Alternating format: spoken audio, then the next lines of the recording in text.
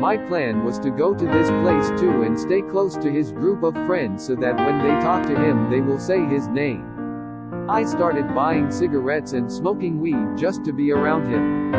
My plan worked and I got his name.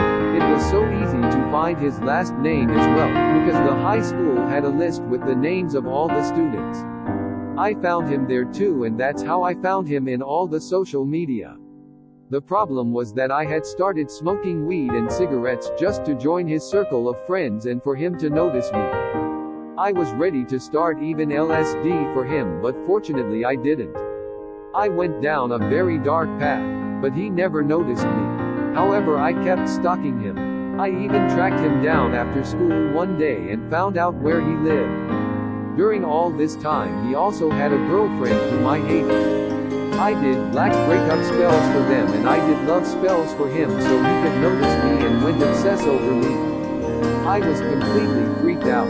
I was ready for anything, absolutely anything, to win his heart. One day my mother caught me smoking and took all my cigarettes. I was already too exhausted to keep doing all this and just gave up on that boy. It was very difficult to me to forget him and to forget everything I was ready to do for him. About 3 weeks ago I was standing outside the school and noticed my ex-crush smoking again with his friends near me. I was no longer interested in him at all and easily looked away from him. At one point I felt someone touch my arm. That was him.